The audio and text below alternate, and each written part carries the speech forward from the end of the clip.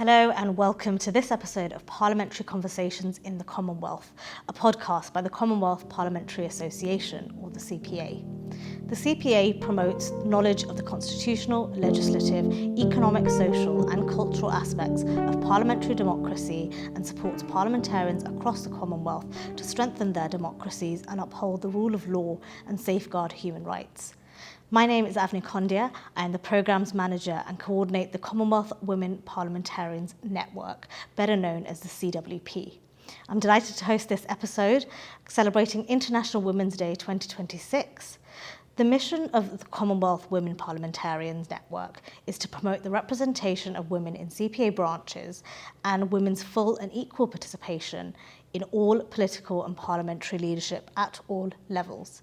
In marking International Women's Day, we're championing the leadership of women in parliamentary institutions, highlighting the evolving landscape for women in public life and reinforcing that strengthening democracy accelerates gender equality. Today, I'm hosting a fireside chat with three women leaders who are also currently officers of the CPA Association. We're joined by Honourable Catherine Fife, Member of the Legislative Assembly of Ontario from Canada and Chairperson of the Commonwealth Women Parliamentarians Network. Honourable Fife was elected in 2012 and is now in her fifth term at the Legislative Assembly, currently serving as the Shadow Minister for Economic Development, Job Creation and Trade. Also joining is Senator Honourable Sue Lines, President of the Senate of the Parliament of Australia and the CPA Treasurer. President Lines was appointed a Senator for Western Australia in 2013 and then elected to the Australian Senate in 2016 and 2022. She was first elected President of the Senate in 2022 and re-elected in 2025. Lastly, we're joined by Honourable Valerie Woods, Speaker of the House of Representatives of Belize and Chairperson of the CPA Small Branches Network. Speaker Woods was first appointed to the National Assembly as Senator in 2016 and then elected Speaker to the House of Representatives in 2020. So, hello, I'm delighted to welcome you, all three of you. It's a rare opportunity to have the occasion for three women parliamentarians who are also long-serving members to come together in a room like this and to have the opportunity to have a conversation with you, really to understand your individual growth, your journeys into Parliament, and also the demonstration of resilience that you'll all have experienced in your own sort of individual pathways. And really, just to set us off, is that something that you had always envisioned? Did you see yourself entering politics naturally, or was it sort of a path that's unfolded quite unexpectedly for you? I think for me, I'd been a member of the Labor Party for a very long time, and I was working for a trade union, and so I did have opportunity to become a member of Parliament, but I always thought that I would have to compromise my ideals and values. And so I resisted for a long time, and then there came a point where I was doing a lot of lobbying of the federal politicians, and I just made a decision that, I want to do this, and I haven't had to compromise. So it is an honour and a privilege for me. For me, it was education that pulled me into the political arena. I had no intention of entering politics per se. I was heavily involved in my union as well, and I did see the power of the collective play itself out. But for me, public education was the driver. It's always worth fighting for. And, I really enjoyed the part where you bring voices into that conversation. Quite honestly, it was a little bit addictive and empowering all at the same time. Well, for me, it's quite frankly from high school years. I thought that politics, in some shape, form, or manner, I was going to be involved. And my friends also thought so as well. I didn't actively pursue it. I landed, I think, in the political arena by the way of how I think many women have in my region, by supporting my husband, who was running in electoral politics, and I was his campaign manager. He resigned. He never continued again after he had done a stint in politics, but I still had the fever for it, and so I continued And it is a privilege, so I was deeply honored when I was asked to serve in the current role as Speaker. That's really insightful. I mean, do each of you remember your first day in Parliament, what it felt like, the nerves, the excitement? My first day in Parliament was actually as a senator for the opposition. And I think that is when my gender lens was honed, because that's when reality sets in, and what I thought was happening in the Parliament wasn't really happening in the Parliament. Legislation was definitely not being debated or viewed or looked at through a gender lens, and it hit home on a very personal note. For me, my first day, I remember so strongly feeling the weight of the responsibility once I took my seat and asked my first question. And I remember thinking, almost having imposter syndrome, because I had only watched this, I'd watched these people on TV, and now I was taking my seat, asking a question, holding the government to account at the time, and I remember feeling just the weight of that responsibility. So my first day was in the dying days of a Labor government, and so it was not the best place to be. There was a lot of infighting, and it was difficult. And because I've been a member for a long time, I knew everybody, but I didn't know parliamentary procedure. But I think people assumed that I did, so I had a lot to learn and a lot to figure out. Yeah, I mean, it differs across the jurisdictions quite significantly as well, with each of you entering in different modes and different ways as well. And obviously, since that sort of first day of Parliament, how do you think that your jurisdictions and your parliaments have changed for women over the years? And sort of what do you think that that's meant for women's leadership in your parliaments as well, that change and that evolution, really? For Belize, we're dismally low in terms of women representation, particularly in the lower house, which is the electoral politics. One significant change is notwithstanding that, and with the support of the women who were appointed in the Senate, we established for the first time a women's parliamentary caucus. And there are women now who are seeing women in places, quite frankly, where they didn't see them before. In our case, very small parliament, both House and Senate are led by female presiding officers. So notwithstanding the challenges, that's a good thing to be a part of, a good thing to be proud, and I'm hoping that it continues to encourage more women. And in Ontario and Canada, I would have to say that the progress has been slow, but it's been moving forward. We do have our first female Speaker of the House in Ontario, and there's been a seismic change in the way that the legislature looks, feels, and how inclusive it can be. I will say the act of recruitment of female candidates has been something that I've been passionate about. It's one thing to recruit them into the political arena, it's another thing altogether to hold them there. So I think that that's part of my learning as a leader in the community.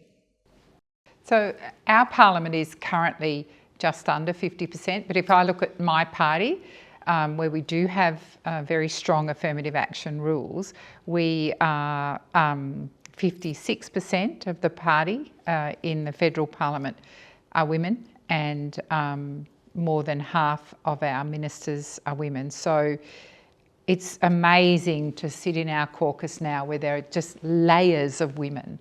It's truly amazing, and to see the legislation that we've put into place which benefits women from an economic and a social impact is amazing. Like, we've put in a huge women's health package, we've put in childcare supports, we've raised the bar financially to make it to make women who are on low incomes their wages sustainable. We've increased wages in aged care and early childhood education massively. So you can see the difference that women make in the parliament. Mm-hmm. And that's very tangible, right? I mean, I think that makes the case for ensuring that women's voices end up in a legislature, so that, because it directly impacts policy and legislation. And Sue also raises a really good point, is that political parties play a role in that. We have quotas, we have standards, and we have a very open and transparent process by which to recruit women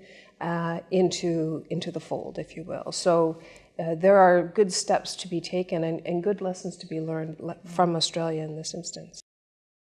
In Belize, another huge accomplishment is it's the first time that there's a female leader of the opposition in Parliament, and the first time that that party, a mass party, has a female party leader. So that didn't occur at the same time. It happened a couple months after she became the leader of the opposition. But these things are historic, and you know, young girls are looking. And so we're hoping that, I believe the saying is, you be the change that you want to see, something to that effect. And in small ways, I believe we are demonstrating that. Yeah. Definitely. It's really interesting you've mentioned, obviously, the female opposition leader. You know, the CWP, in each of your answers, have demonstrated the CWP has a mission to ensure the equal representation of women sort of across the board on all levels in parliaments. Are there any experiences that you've had demonstrated by both men and women across party lines of meaningful allyship for women's representation that you might be able to share with us? I think not. Australian parliaments are adversarial, and so there are not many opportunities, certainly not that I've experienced, of allyship across the chamber. I've had one experience, and that's in my role as president. But yeah, it's just not part of our culture. Whether that's good or bad, that's for others to judge, but it isn't the culture of our parliament to have that allyship. The Australian Parliament has never had a multi-party women's caucus, for example. So, I think it's the legislature one could consider them to be fairly hostile. I don't think it always has to be that way, but I mean, the only thing that we can control is our own conduct. But we have had a number of, leaders of the opposition who have been criticized for their voice, for the way they look, for their relationships that they're in, which never is part of the discourse with male leaders. The Premier of Ontario once said that, the leader of the opposition, her voice was like fingernails down a chalkboard. This is just misogyny in action. So there's, and then it's up for us though, as individual MLAs or MPPs, to actually hold people to account for that kind of behavior, and to raise the bar on respectful debate and discourse. I think in our parliament, my experience would be, because there's more women, there's less of that. It still happens. If I look back to when Julia Gillard was our Prime Minister, all of the things that you've just said she experienced, her dress, the fact she didn't have children, all of that was always commented on. I think we have moved away from that, and I think that because now there is a lot of women, and we have in the House, in the lower house, we have a significant number of independents, and they are all women. So I think that just changes the dynamic of the Parliament. I think there was a pause when you asked the question at the beginning, because you said meaningful allyship, and it's very difficult, especially in when you're coming from a society that has been patriarchal for so long, and you're really going against status quo. It's never easy to do it, and certainly not quickly. There's some cultural norms there as well, and traditional norms. Obviously, when we had in our parliament the motion for the Joint Standing Committee, the Women's Parliamentary Caucus, yes, we got support. I would have loved to have seen more of the male parliamentarians standing up. That didn't occur. They supported, but on record, to be able to stand and say why you supported. The other thing is when there was the national gender policy, again, it was the female parliamentarian who stood up and commented on that. It would have been nice, meaningful allyship would have been if that came, not necessarily just from a woman. So we have a long way to go. We have, I think, improved parliamentary decorum. Are we where I can say at a point that I'm very satisfied? No, but I am pleasantly surprised when I do see some of the commentary from other parliaments that we have not descended, I will use that term carefully, descended down that path, but we still have some cleaning up to do with our language as well. Yeah, I think there's always room for improvement, and I think bipartisanship is individual to legislatures. You know, the culture, like you said, also it depends and it massively impacts the way that a legislature runs itself. It's quite interesting, both of you mentioned the idea of culture and, you know, presiding officers and having heads of government. Only 2 of the jurisdictions represented here have had one woman head of government. Obviously Canada and Australia, Belize have not had any. What do each of you think still needs to happen for that to be more commonplace amongst jurisdictions in the Commonwealth and wider? I think Sue may have touched on it in terms of it has to come from the party, and you get on the ballot, especially where there's mass party, and in our system there's really 2 major mass parties. Mm-hmm. You're going to get on that ballot if the party that you are aligned with sees the vision and recognizes the importance of gender parity, gender equality. And if it doesn't happen at that level, then the only next area that it can occur is you're looking at discussions around proportional representation and gender quotas, which will be a more difficult discussion to have. So I'm always interested when I hear stories like from Australia, where at the party level they took a decisive action to make it happen. And so it's not a question of, I wonder how many women will be on the ballot. It's almost a given. Yeah, I think the pleasing thing for our party now in Australia, and we've had affirmative action in place for many, many years. I think it's 30 years.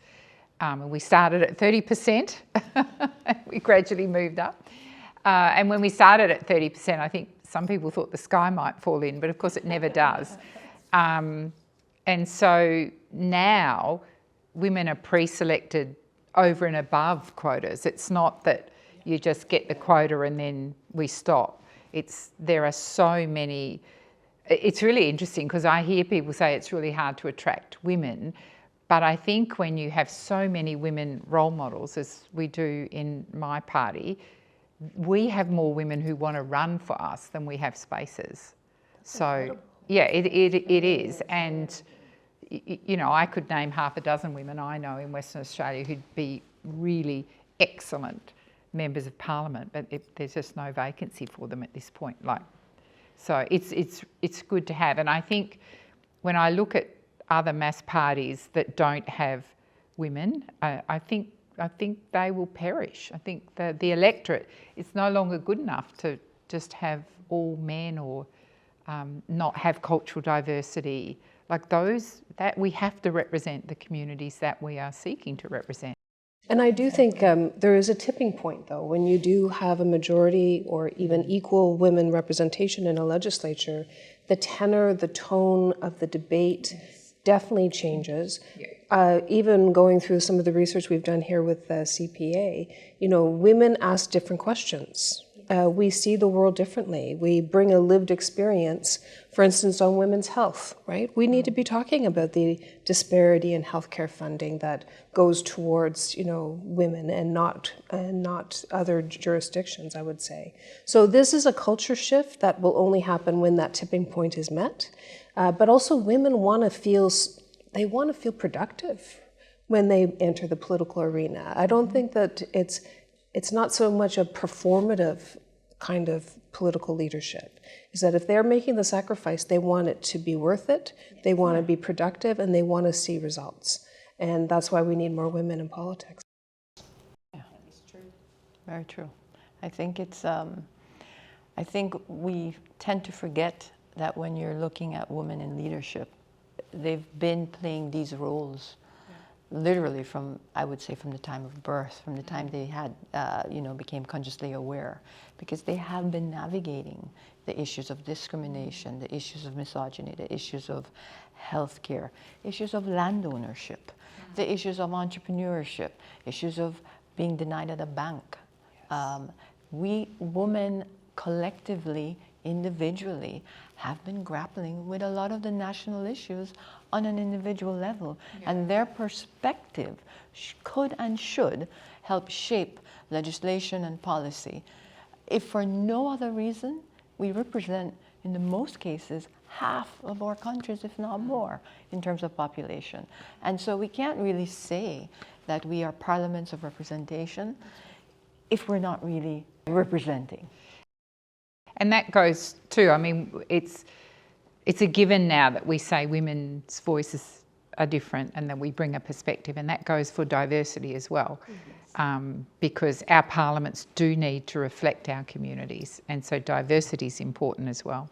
No, definitely, and it's really important. You've all mentioned this idea of the evolution of Parliament and, being inclusive of all voices.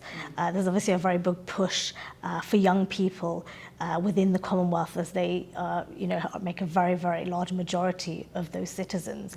I mean, is there anything that you see in this new generation of young leaders that inspires you particularly? I do want to say, for me, it's the fact that they're still hopeful, right? It's true, sometimes you can become a little cynical in politics. So the more time you spend with youth and through youth engagement, either through a model parliament or a girls' government, they hold us to account, right? And they ask more of us, even when sometimes, we may have reached a point of fatigue. So I get a lot of energy and hope from youth in community and the work that they want to do, because they want to be part of the solutions. Yeah. And I think reflecting on that question for me, when I think of my kids growing up, their friends all reflected them. And yet I look now at my granddaughter's friends, and I look at at my staff, who are all young women, with the exception of one. They are diverse, and so that diversity brings with it different opinions, different ways of looking at the world that open my eyes. And yes, I absolutely agree. They give me hope. They're full of energy, and they're a lot of fun, and they have opinions, and they're not afraid to voice them. We have banned imposter syndrome in our office. You're not allowed to say that. You're not allowed to say because why would we call ourselves imposters? Yeah. Well, I mean, those were early days. I know. I don't have it anymore. I met some young women at an orientation day at a university just last Friday, and she called herself an imposter. I said, why would you call yourself an imposter? You stop that. Like, you're not. I think that's a very good point, Sue, because I do think that whatever you're feeling, it's real. There's nothing imposter about it. Yes. And it's real. It should be addressed, and we should speak more about it, because there's a reason why we even think in that fashion. But on the point of the youth, I get a lot of encouragement from my 24-year-old and my 21-year-old. Yeah. The things that I thought was an issue from a bad day of presiding, if you will, in the House, or just a bad parliamentary day, or matters of national issues, they literally bring me to task when they say, what are you talking about? What I thought was an issue is not an issue for them. Yeah. They have a completely different view on so many things. What I like about it is, yes, the hope is there, but I do find the youth, and perhaps it's one of the positives of social media, they're 21 and 24, they're not under 16, is that they've been exposed, and they're challenging a lot of the status quo. They're challenging it through art, they're challenging it through their writing, they're challenging it in their college systems, they're challenging it through music.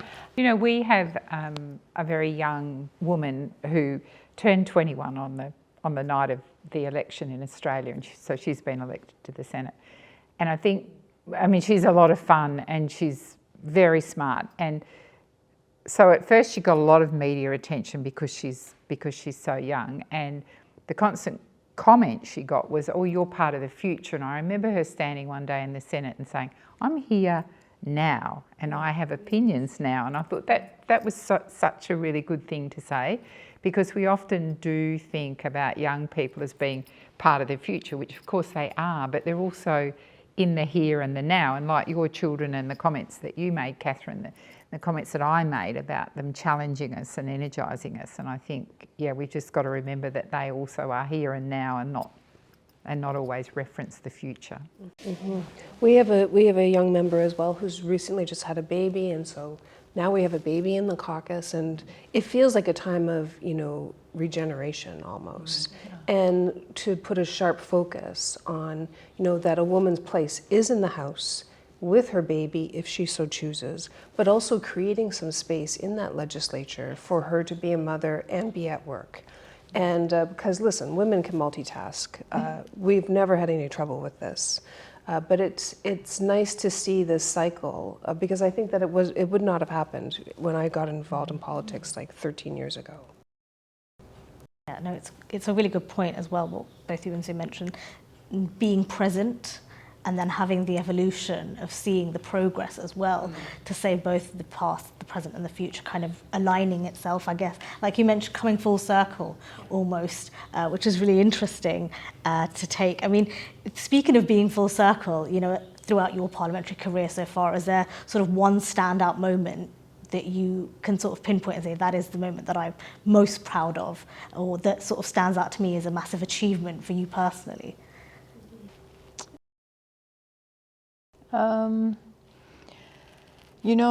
We just underwent a major renovation of our parliament. In the history of our parliament, in 55 years, the building was never touched once it was implemented back in 1970, and that was when Belize was still a colony. It was a time when really it's mostly men. It's a building that was built by men for men. I say by men because now I would say, yeah, there are women engineers, there are women architects. Back then, that didn't exist. And I'm most proud of the fact that taking on a renovation of a National Assembly could be very contentious. But there was a wide recognition that it needed to be done. There was a wide recognition that it needed to be modernized, but that it needed to be accessible, accessible by all, those with mobility issues, but accessible by women, because it simply wasn't built with a different gender in mind. I often cite the example of just basic restroom facilities. They just did not consider that perhaps this assembly would maybe have women in it. And that carried on for decades. And so I'm particularly pleased about that. I'm also pleased that the staff now is very used to, when I'm in the chair, I will never say I recognize the chairman of a committee. I say I recognize the chairperson. Yeah, language matters. Because language does matter. And for decades, presiding officers, men and women, have just been repeating the speaking notes without recognizing, no, what you say resonates. And so I will recognize the chair of a committee or the chairperson of a committee, and I'm very intentional now with some of the decisions I take, and I'm proud of that fact. I think if you were to ask me that question at the start of this, I would not have been as bold, but now I'm very intentional and I'm very purposeful. I make no apologies for it, and I'm very grateful that there's a parliament who have accepted that she will not say chairman, and they have not questioned me about it. And I take that, perhaps that's the meaningful allyship we were looking for earlier. I don't know. I would just say I've always taken a lot of energy and pride in bringing voices into Queen's Park and the legislature, and I brought forward Lydia's Law, which shone a light on how survivors of sexual assault are treated in the court system and how there are so many barriers to justice, how much courage it takes for a woman to come forward to disclose, and then how the system re-victimizes and re-traumatizes her. So I did bring forward legislation to address this with solutions based on the lived experience of women. And that's ongoing. So I'm proud that I'm still in the fight sometimes because there's so much work to be done around violence against women. And I was really proud, I think, to represent Canada in Barbados and to now represent Commonwealth Commonwealth Parliamentarians from across the world, because it's such a privilege to do so, and it is such a responsibility. But it's what I need right now as a parliamentarian to have that spark, and it's productive work that I need to ensure that we are able to change systems, and women's voices are at the center of that work. Yes. Could I just say, because Catherine mentioned Lydia's Law. Yeah. So in Belize we don't have that, but it's not my proud moment. However, I presided over the moment, and I felt so good about that. I happened to have been in the chair at the time, Even to witness it. Yeah. It took a female parliamentarian. It was a woman by the name of Nora Parham, and I say her name because we need to say their names. Yes. And she, this happened many years ago, and she, a victim of domestic violence, her husband was part of the police, and she was sentenced to death. And we took a bold move as a parliament, led by this female parliamentarian, as a gesture, but also as a signal. Even though Belize doesn't practice that penalty anymore, it's still on the books. But a strong message about domestic violence by calling for the pardon and for that sentence to be lifted posthumously. And there was a resounding applause for it. It's a moment that struck me, presiding over it. That was a privilege. But it was one of those rare moments where you get bipartisanship, and it brought an issue to light in present day, and what it meant for her family to be in the gallery, witnessing that so many years later. But I thought it sends such a strong message that domestic violence is still with us, and that we have a long way to go with it. It took a woman to bring that motion. But justice happened. But justice was given to her family. Yeah. Wow, that's amazing. I think for me, I think winning government was a big deal, because I'd spent 7 or 8 years in opposition, and it's a depressing place to be. Yes, I know. I'm familiar. Yes. There is hope, especially if you're a party of government, that I don't know how I could be an independent, because I'm not quite sure where the hope is for an independent, because if you're a party of government, the hope is that one day you'll win an election again and become the government. So I was very proud of that, and I'm really proud of the legislation we've put in place that's changed people's lives in a positive way. And I'm really proud of the number of women. Like, there's just packs of us. It's such an amazing moment. No one's ever said packs of women. No, well, it's true. When I look at, I look at the photos, and it's good. It's really good, and we've made a difference. We have Katie Gallagher is our finance minister, and she's just done amazing stuff for women. Penny Wong is our foreign minister. So it's women in positions of real power and real leadership who lead us every day, and it's just a privilege to be part of that. That's amazing. That's really, really, really interesting as well, just to hear about some of these incredible moments that have led that you've experienced so far, and the resilience obviously that you've demonstrated in the face of some of this stuff that you're pushing through, that you're trying to bring to the fore, really, and to engage and to make sure that there is active discussion ongoing, and obviously something that the CWP network very much wants to pursue is that active discussion of these key topics and key themes that are really, really important and that resonate across the Commonwealth, because it is very much commonly felt and experienced by all women, or those that are experiencing those issues. But it's the little moments as well, and there's a lot of those that I'm really proud of. It's the point that you made about not saying chairman, that you always say chair or chairperson, and that is a little moment, but it has a big impact, and so there's a lot of those as well. I was telling Catherine, I think the other day, for my official photo, and it's the one you've got on the wall here, I deliberately wore a pink jacket, but I didn't realise that it sent a message to other women who tell me, seeing me against a wall of men in bland suits and then there's me in the pink jacket, gives them hope.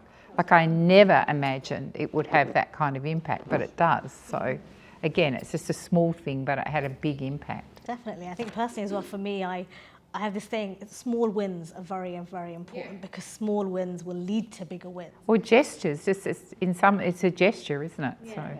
Yeah, in our Creole language, it's one full basket.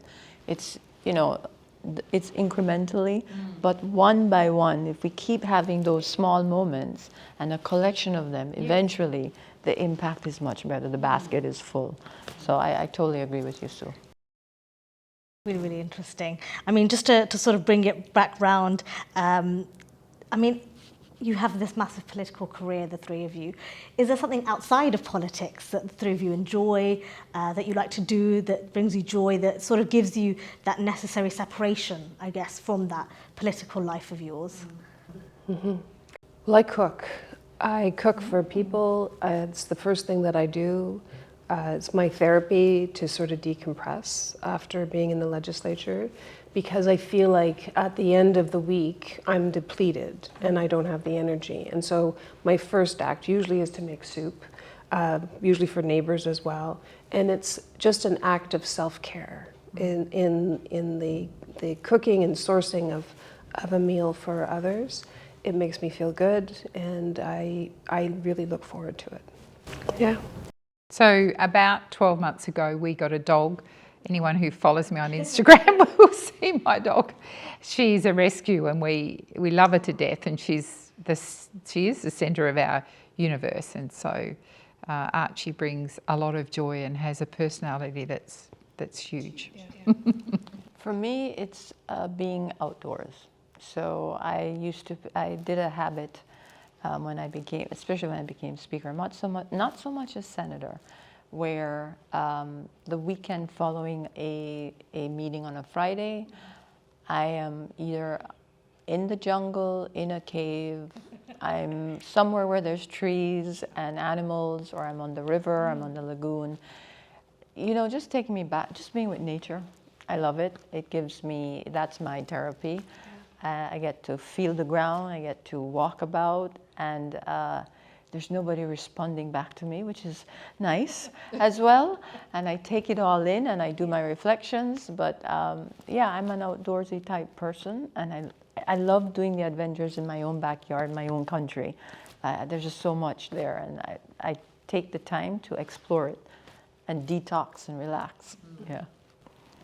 I will say I also seek out women's company at the end, right? I mean, I think that having family and our therapy dogs, like your Archie, is important, but I do have a good group of women who keep me grounded. They listen, they don't judge, and then we laugh. And there may be some wine involved and some cheese, but it's needed, to decompress. Yeah, laughter's important. Yes. You've got to have fun. Thank you so much for being here, for doing this, for joining us for this podcast and this conversation. Thank you so much. Thank you, pleasure. This International Women's Day, we ask parliaments and parliamentarians to work collaboratively across jurisdictions to share best practices and empower women and girls at all levels to build fully representative political institutions. Thank you again to our guests, and thank you to you, the listener, for joining the CPA Parliamentary Conversations in the Commonwealth.